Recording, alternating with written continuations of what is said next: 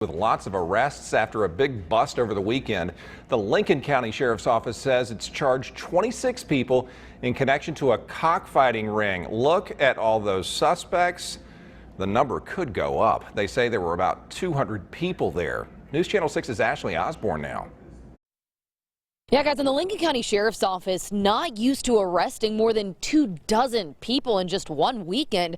So they tell me the jail here is maxed out and they still have people turning themselves in.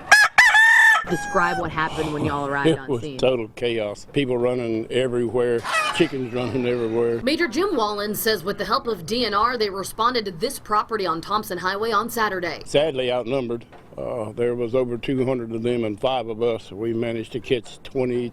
I think we caught 22 initially, and then we picked up a couple of more on the road. He says at last count, they had brought 26 people into custody who face charges of commercial gambling and aggravated cruelty to animals. Whether you bet, whether you fought a chicken, or just there helping your grandma, you get arrested. Lots of people ran and left their cars. Major Wallen says they towed more than 50. And where were the license plates from for those vehicles? South Carolina, Georgia, Oregon, Maryland, and I believe it was one from Tennessee. Do you get the sense that people come from all those places, like they follow this? According to the people I've interviewed so far, that was a small fight. For instance, Alabama, there'll be 4,000 or 5,000 people. He estimated anywhere from 600 to 700 chickens were there and says they counted about 15 to 16 dead. Some people who ran left chickens behind. Best of my knowledge, we got all of the chickens out and left them there with the landowner, who it was his operation.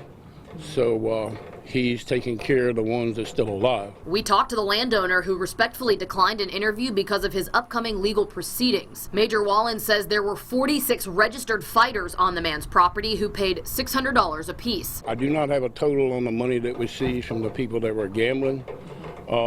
It's significant. If we in fact convict them in the courtroom, then we'll be able to hold that money and use it in our confiscated funds account. He says they'll be working on this investigation well into next week before they get it finished.